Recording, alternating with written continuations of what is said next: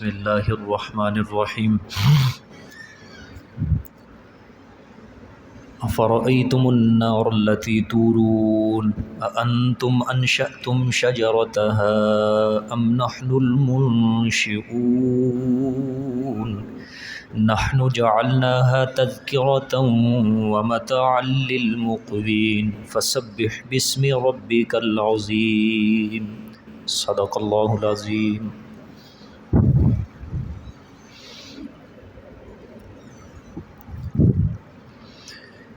گزشتہ آیات میں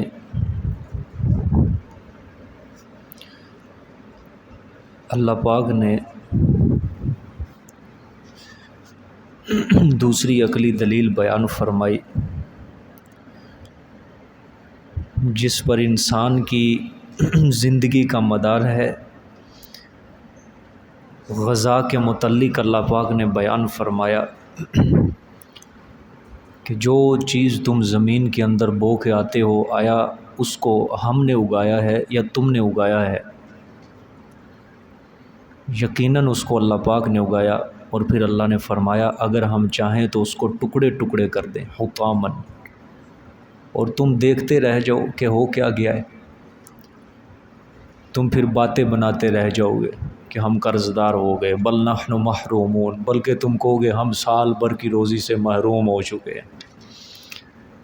پھر اللہ تعالیٰ نے پانی کو دکھایا کہ جو ہر وقت انسان کی ضرورت ہے۔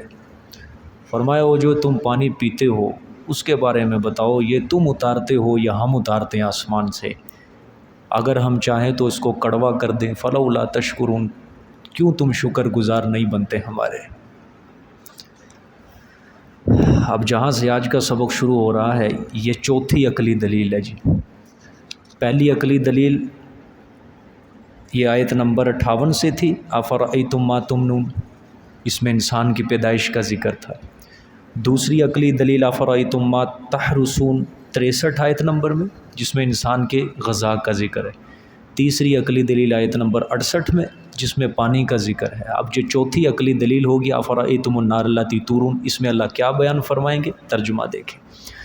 افرأیتم النار التی تورون، آیا پس دیکھا تم نے آگ کو، افرأیتم النار آگ کو، التی تورون جو سلگاتے ہو تم، جو جلاتے ہو تم، ٹھیک ہے۔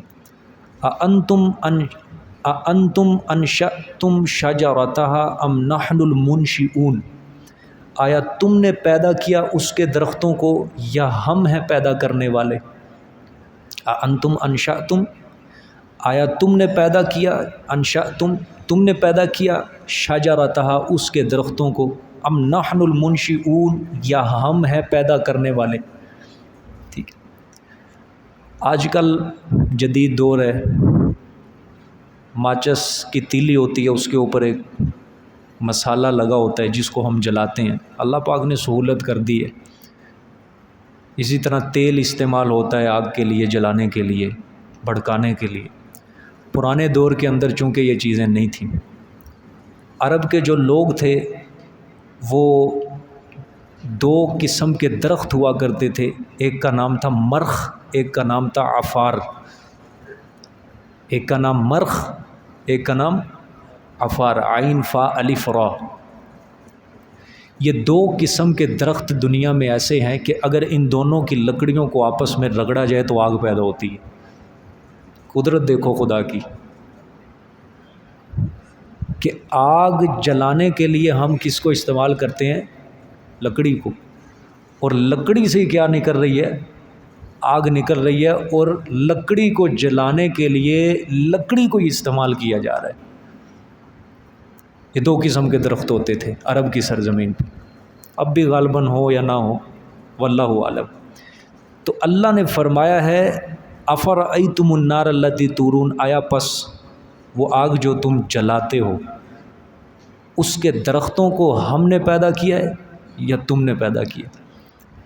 دیکھو آگ جو ہے یہ ایک ایسی چیز ہے جس کی طرف انسان توجہ ہی نہیں کرتا۔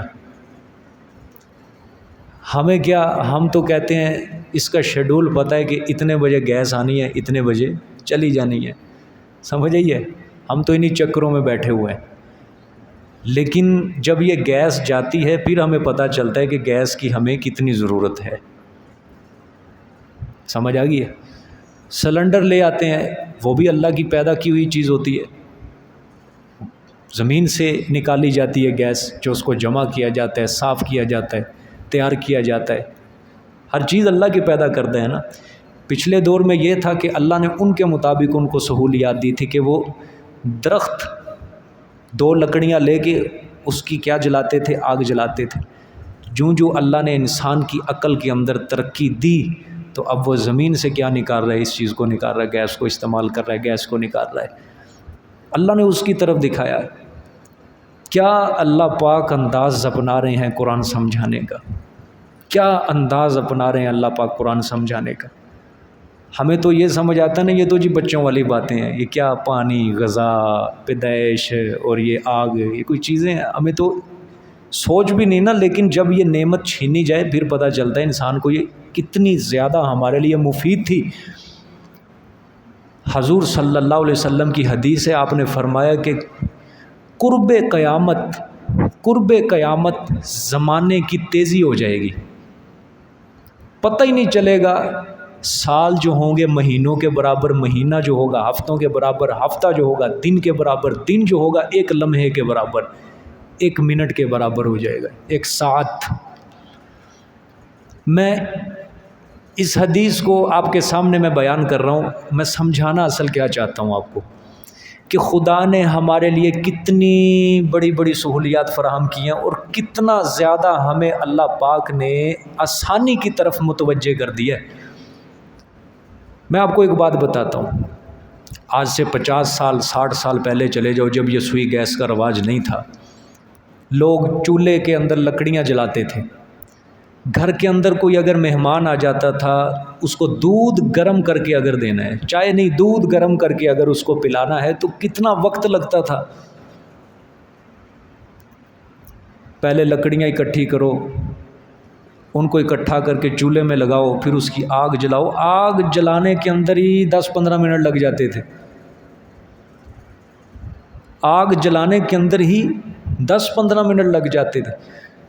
پھر دودھ لے کے آؤ، اس کو بوائل کرو، پھر اس کو مہمان کے سامنے تقریباً 1 گھنٹہ.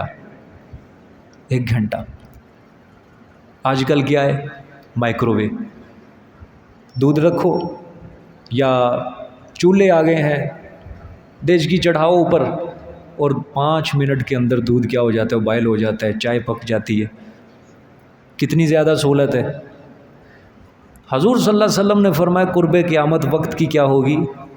قلت ہوگی.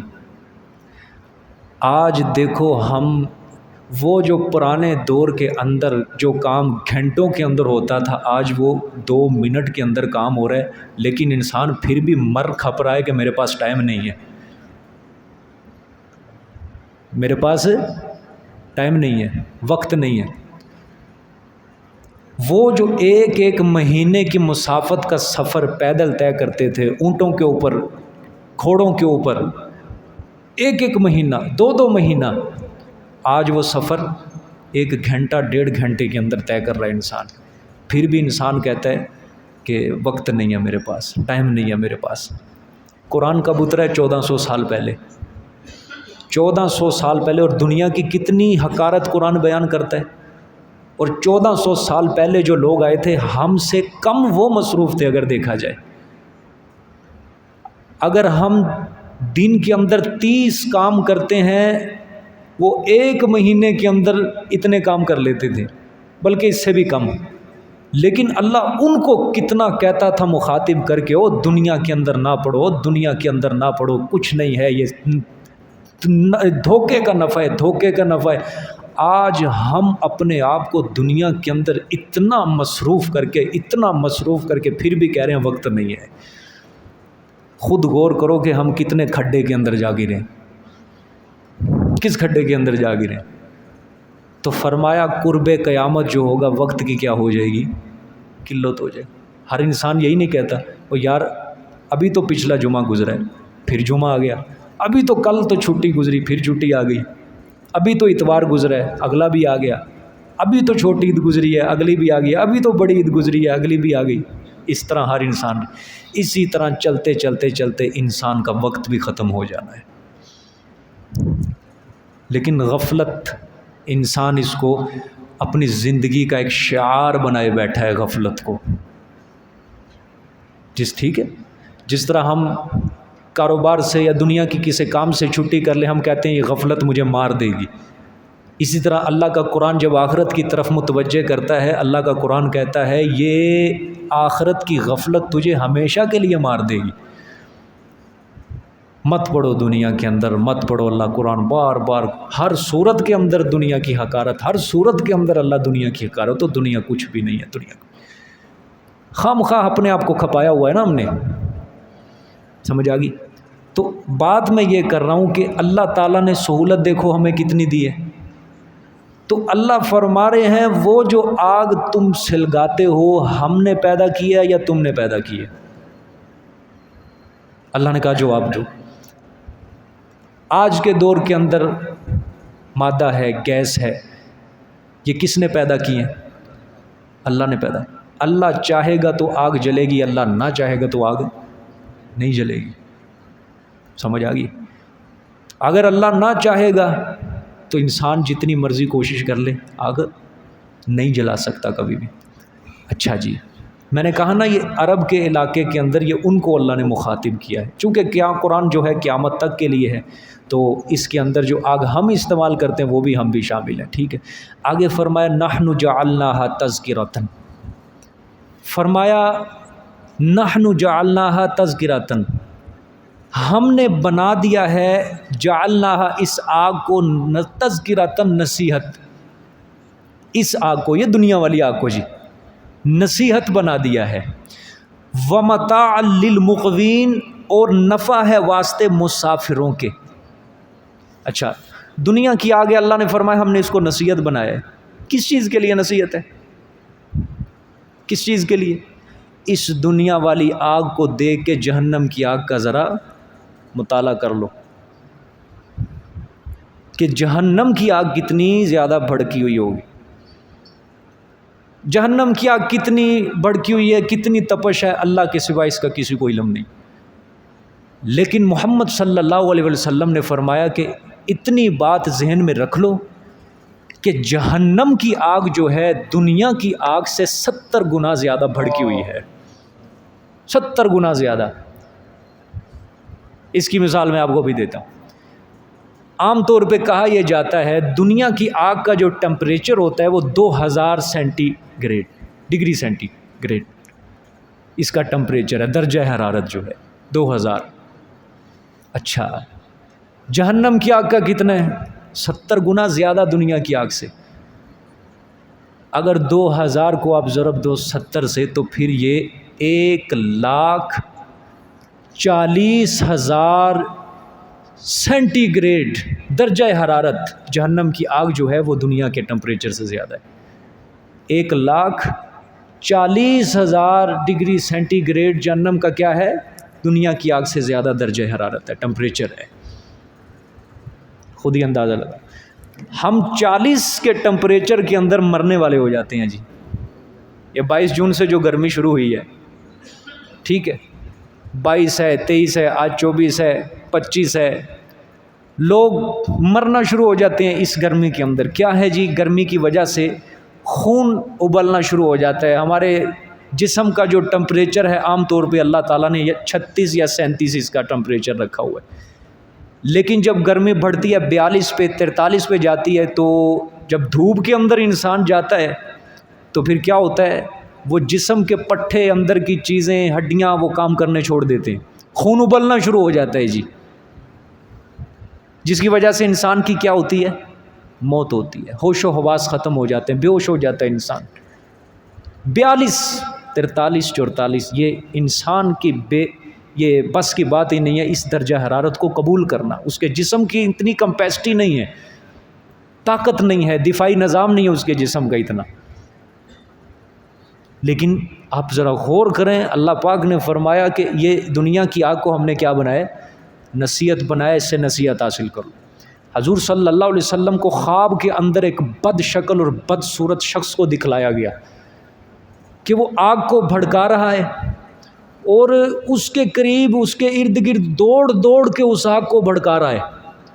آپ صلی اللہ علیہ وسلم نے حضرت جبرائیل علیہ السلام سے پوچھا کہ یہ کون ہے بندہ جو آگ کو بھڑکا رہا ہے اور دوڑ دوڑ کے اس کے ارد گرد بھڑکا رہا ہے؟ حضرت جبرائیل علیہ السلام نے عرض کی انہ مالک خازن جہنم، کہ اے اللہ کے رسول یہ اس کا نام مالک ہے اور یہ جہنم کا داروغہ ہے اور جہنم کی آگ کو یہ جہنمیوں کے لیے بھڑکا رہا ہے اور قیامت تک یہ جہنم کی آگ کو اسی طرح بھڑکاتا رہے گا یہ قیامت تک۔ اور حضور صلی اللہ علیہ وسلم نے فرمایا کہ جہنم کی جو آگ ہے اس کو اللہ نے 1000 سال تک بھڑکایا، وہ سرخ ہو گئی، پھر اللہ نے اس کو 1000 سال تک بھڑکایا، وہ سفید ہو گئی، اور پھر اللہ نے اس کو 1000 سال تک بھڑکایا، وہ سیاہ ہو گئی، اور حضور صلی اللہ علیہ وسلم نے فرمایا اب وہ نیری سیاہ ہوئی پڑی ہے، نیری سیاہ ہوئی پڑی۔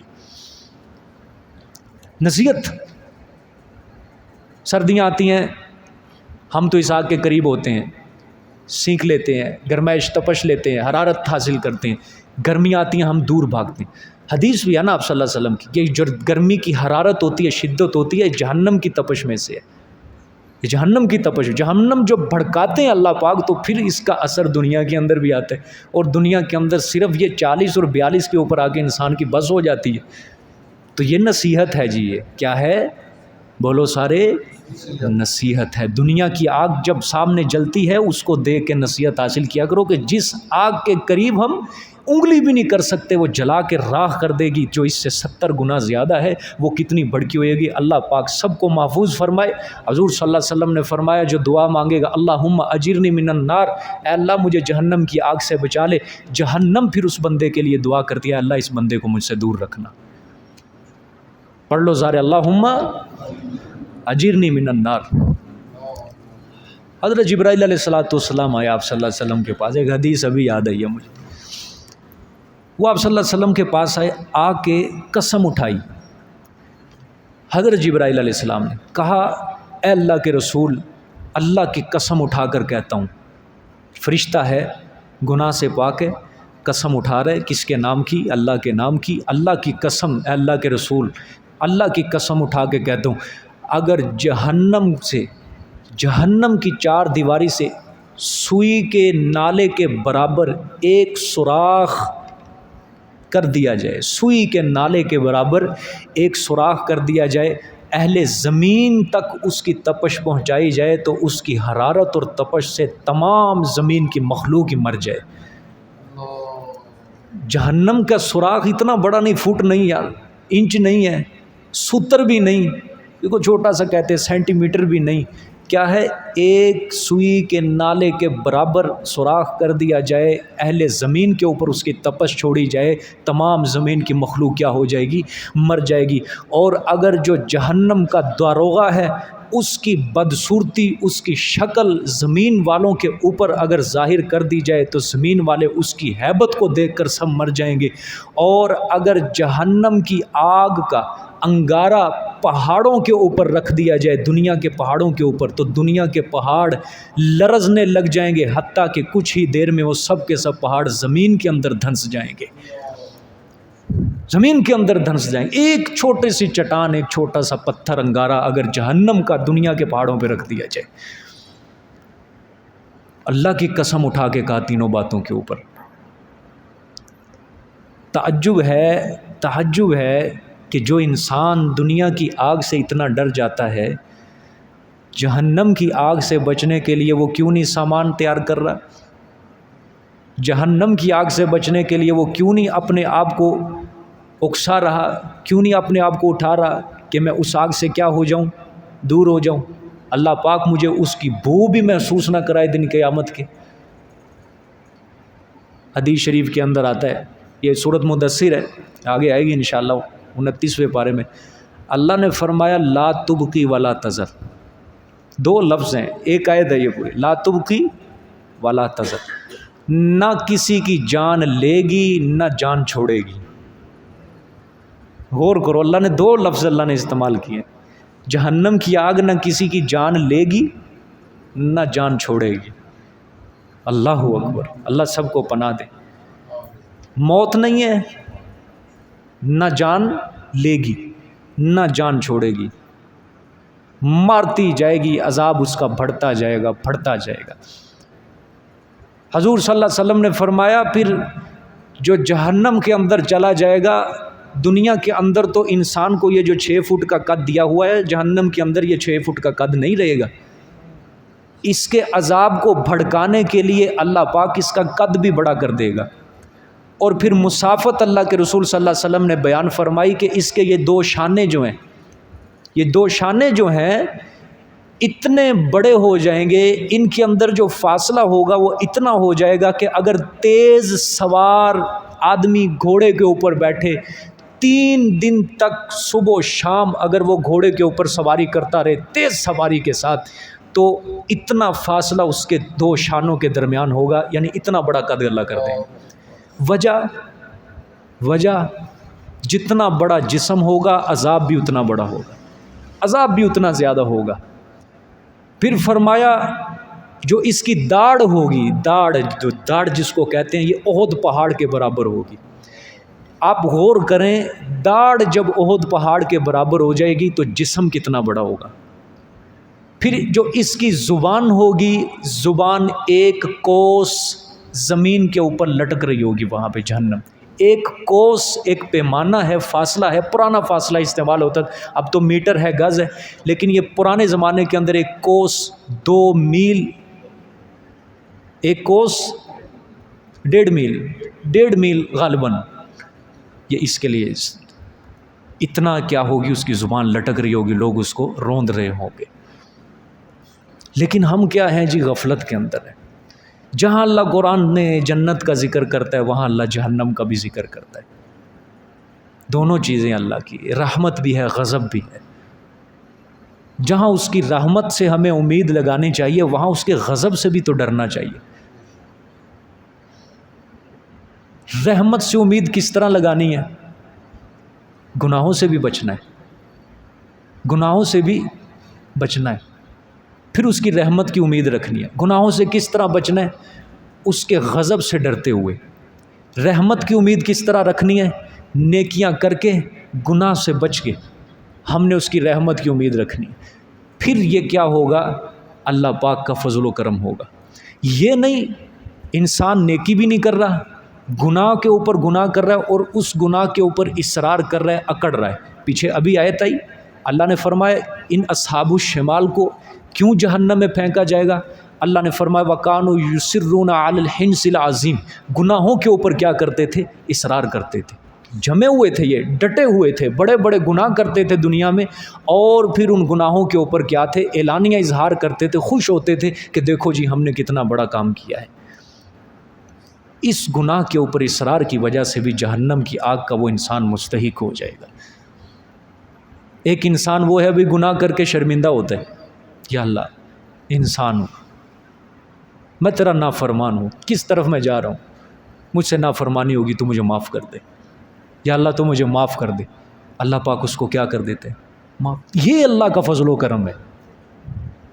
اسی کے بارے میں اللہ کہتے ہیں اگر زمین سے لے کر آسمان تک کے گناہ لے کے آ میرے دربار میں، بھر کے آ، ذرا ایک آنسو بہا دے، بس وہ آنسو تیرا کیا ہوگا؟ تیرے سارے گناہوں کا صفایا ہوگا۔ اس آنسو کو بھی ہم اس کی لاج رکھیں گے، اس کی قدر کریں گے۔ یہ ہے اللہ کا فضل و کرم۔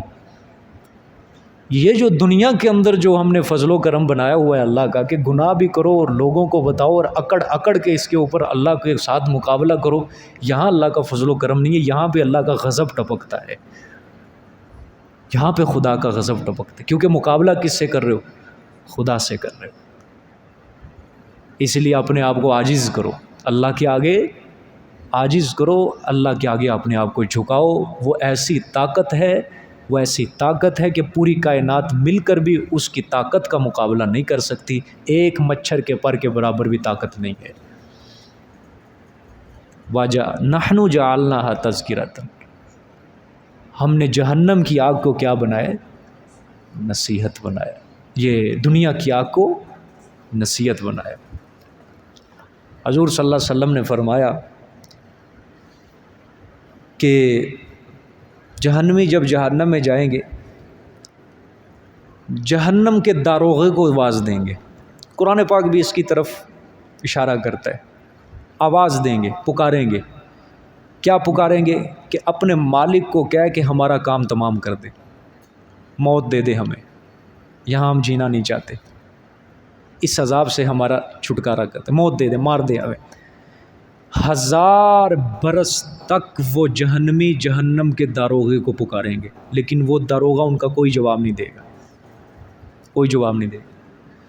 1000 برس کے بعد وہ جہنم کا داروغہ ان سے کہے گا ہاں بولو کیا بات ہے.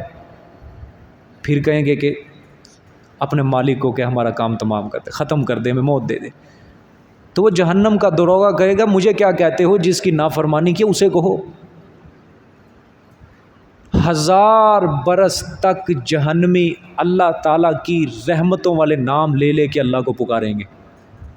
1000 برس تک کہ معاف کر دے، معاف کر دے، بچا دے، نکال دے، کام تمام کر دے، ہمارا موت دے دے، ختم کر دے. 1000 برس کے بعد پھر جواب آئے گا اللہ کی طرف سے، دور ہو جائے، بات بھی نہ کرو ہم سے، دفع ہو جاؤ یہاں سے، نکل جاؤ، سڑو جہنم کے اندر. دنیا کے اندر میں نے تمہیں صرف اتنا کہا تھا کہ گناہوں سے بچو، لا الہ الا اللہ کا مطالبہ اس کو قبول کر لو. دنیا میں تم ایک آسان کام قبول کرنے کے لیے تیار نہیں تھے، اور جہنم کے اندر ہم تمہیں نہیں بچائیں. پھر اللہ ایک جہنمی سے پوچھے گا کہ اگر تجھے پوری زمین سونے سے بھر کر دی جائے، کیا تو اپنی جان چھڑائی کے اندر وہ فدیے میں دے گا؟ وہ کہے گا دے دوں گا یا اللہ، مجھے جہنم سے چھٹکارا دے. اللہ فرمائیں گے نہ، دنیا کے اندر صرف ایک آسان کام تھا لا الہ الا، اس کا تو نے اقرار نہیں کیا، اب جا، یہ بھی جھوٹ بول رہے تھے. یہ اوقات ہے دنیا کی، یہ اوقات ہے. پھر حضور صلی اللہ علیہ وسلم نے فرمایا پھر جہنمی روئیں گے، آنسو بہائیں گے، رو رو کے ان کی آنکھوں کا پانی، آنسو ختم ہو جائیں گے. جب یہ آنسو ختم ہوں گے پھر خون کے آنسو نکلیں گے، پیپ کے آنسو نکلیں گے. خون کے آنسو نکل کر اس کی یہ رخساروں کے اندر بڑی بڑی خندقیں گڑے پڑ جائیں گے. اور پھر حضور صلی اللہ علیہ وسلم نے فرمایا ان کے آنسو کو، ان کے خون کو، ان کی پیپ کو ایسی ندیاں جہنم کے اندر بہہ جائیں گی جہنمیوں کی کہ اگر اس کے اندر بڑی کشتی کو چھوڑا جائے وہ بھی چلنے لگ جائے، وہ بھی چلنے لگ جائے. نحن جعلناها تذکرۃ، ہم نے اس آگ کو کیا بنایا؟ نصیحت بنایا. وہ آگ دنیا کی جس کو ہم دیکھ کر نظر انداز کر دیتے ہیں، سمجھ آئیے، ایک تیلی لگاتے ہیں، چولہا جلاتے ہیں، چل تیلی پھونکتے ہیں، باہر آ جاتے ہیں، پھر دودھ کو بائل ہوتا ہے، پھر جا کے چولہا بند کر دیتے ہیں، جاؤ گے کام ختم. لیکن اللہ کیا فرما رہے ہیں؟ نصیحت بنایا ہم نے اس کو. پھر فرمایا وَمَتَاعًا لِّلْمُقْوِينَ، اور نفع ہے واسطے مسافروں کے. یعنی ایک ہی چیز ہے، وہ نفع بھی ہے اور عبرت بھی ہے. دیکھو قدرت خدا کی کہ ایک آگ ہے، یہ نفع بھی اللہ کہہ رہے ہیں، اور اس کو کیا ہے؟ عبرت بھی ہے، سبق بھی ہے. مسافروں کے لیے اللہ نے کیوں فرمایا کہ راہ گیروں کے لیے یہ نفع ہے؟ پرانے دور ہوتے تھے نا جب یہ لوگ جنگلوں کے اندر سفر کرتے تھے، صحراؤں کے اندر سفر کرتے تھے، اس وقت زیادہ جو ضرورت پڑتی تھی کھانا پکانے کے لیے، مثال کے طور پہ مہینوں کا تو سفر ہوتا تھا، 2 مہینے کا سفر، مسافروں کو آگ جلانے کی زیادہ ضرورت پڑتی تھی. تو اللہ نے ان کے لیے کیا بنا دیا؟ یہ نفع بنا. جگہ جگہ درخت اگا دیے، آگ جن سے پیدا ہوتی تھی، تو یہ ان کے لیے کیا بنا دیا؟ نفع. اور اسی آگ کے اندر اللہ نے کیا فرمایا ہے؟ عبرت بھی ہے، عبرت بھی ہے. سمجھ آ گئی؟ لیکن یہ ان مسافروں کے لیے اللہ فرما رہے ہیں ہم نے نفع ہے، لیکن ہمارے لیے کتنا نفع بنا دیا سبحان اللہ. گھر گھر اللہ پاک نے کیا ہے؟ گیس ہے، چولہے جل رہے ہیں، نفع ہی نفع یار. کسی کو بس ایک تیلی لگانی ہے، گیس جل جائے. لیکن وہ تو چلو کبھی کبھی آگ جلاتے تھے ہمارے سامنے، تو صبح و شام دوپہر ہر وقت آگ جل رہی ہے. ہمیں زیادہ عبرت حاصل کرنی چاہیے. 4 عقلی دلائل ختم ہو گئے ہیں جی. اب آخر میں اللہ نے دعویٰ بیان کیا ہے. 4 عقلی دلائل اللہ نے فرمایا کیوں بیان کر رہا ہوں؟ وجہ فسبح بسم ربک العظیم، پس پاکیاں بیان کر تو ساتھ نام اپنے رب کی جو عظمتوں والا ہے. پیدا ہم نے کیا ہے تمہیں غذا ہم نے تمہارے لیے اتاری ہے، پانی ہم نے اتارا ہے تمہارے لیے، آگ ہم نے تمہارے نفع کے لیے بنائی ہے۔ اللہ نے فرمایا اتنی نعمتیں تمہیں دی ہیں تو اللہ تعالیٰ کو شریکوں سے کیا سمجھو؟ پاک سمجھو۔ فسبح بسم ربک العظیم، پاکیاں بیان کر ساتھ نام اپنے پروردگار کی جو عظمتوں والا ہے۔ اللہ پاک نے فرمایا کہ اللہ کی قدرت کاملہ اور اس کی وحدانیت کا سبق حاصل کرو، اس کو توحید میں ایک مانو۔ جب یہ ساری نعمتیں تمہیں اللہ نے دی ہیں تو برکت دینے والی ذات بھی صرف کس کو سمجھو؟ اللہ کو سمجھو۔ سورۃ رحمان کا آخر میں کیا دعویٰ تھا؟ تبارک اسم ربک ذی الجلال والاکرام، برکت والا نام صرف کس کا ہے؟ ساری نعمتیں اللہ نے سورۃ رحمان میں ذکر کر کے یہ دعویٰ کیا، ٹھیک ہے۔ اب اللہ نے سورۃ واقعہ کے اندر کیا فرمایا ہے؟ اللہ نے فرمایا اس برکت دینے والی صفت کے اندر اللہ کو شریکوں سے پاک سمجھو، فسبح بسم ربک، پس پاکیاں بیان کرو، یعنی پاک سمجھو اللہ کو اس برکت دینے والی صفت کے اندر اللہ کو شریکوں سے کیا سمجھو؟ پاک سمجھو کہ اللہ کا کوئی شریک نہیں ہے، کوئی برکت دینے والی ذات دنیا کے اندر نہیں ہے۔ برکت دینے والی ذات صرف اور صرف کس کی ہے؟ ہر چھوٹی بڑی رحمت نعمت صرف اور صرف کس کی طرف سے ہو رہی ہے؟ اللہ ہی کی طرف سے ہو رہی ہے جو بلند و بالا ہے۔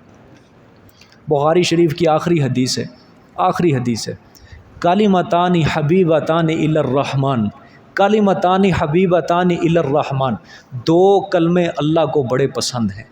کلمتان حبیبتان الی الرحمن، دو کلمے اللہ کو کیا ہیں؟ بڑے پسند ہیں۔ کیا ہیں؟ خفیفتان علی اللسان ثقیلتان فی المیزان، خفیفتان علی اللسان ثقیلتان فی المیزان، زبان کے اوپر ہلکے ہیں، میزان کے اندر بڑے بھاری ہیں۔ زبان کے اوپر کیا ہیں؟ ہلکے ہیں، میزان کے اندر بڑے بھاری ہیں۔ وہ کلمے دو کیا ہیں؟ سبحان اللہ و بحمدہ، سبحان اللہ العظیم۔ سمجھ آئیے کہ نہیں؟ سبحان اللہ و بحمدہ سبحان اللہ العظیم، پڑھ لو سارے، سبحان اللہ و بحمدہ سبحان اللہ العظیم۔ مورخین نے لکھا ہے حضرت نوح علیہ السلام نے اپنے بیٹے کو نصیحت کی تھی، اگر تو چاہتا ہے تیری روزی کے اندر کبھی اللہ کمی نہ کرے تو یہ کلمات پڑھا کر، سبحان اللہ و بحمدہ سبحان اللہ العظیم۔ اللہ کو یہ کلمات بڑے پسند ہیں۔ کلمتان حبیبتان للرحمن، دو کلمے اللہ کو بڑے پسند ہیں۔ آخری حدیث ہے بخاری شریف کی، ثقیلتان فی المیزان، میزان میں بڑے بھاری، وہ ترازو کے اندر بڑے بھاری ہیں، اور خفیفتان علی اللسان، زبان کے اندر پڑھنے کے لحاظ سے کیا ہیں؟ بڑے ہلکے۔ دیکھو ہم نے کہا سبحان اللہ ہلکے ہے نا، اللہ اکبر ہلکا، الحمدللہ ہلکا، لیکن فضیلت کتنی ہے؟ الحمدللہ تملأ المیزان۔ حضور صلی اللہ علیہ وسلم نے فرمایا ایک بار جو الحمدللہ کہے گا اللہ نیکیوں کا پورا ترازو اس کا بھر دے گا۔ ہلکا ہے نا الحمدللہ، لیکن ہمیں قدر نہیں ہے ان الفاظ کی، اس لیے نماز کے بعد ان کی کیا کرو؟ تسبیح کیا کرو۔ اللہ پاک قبول فرمائے۔ جی حاضری دے دیں۔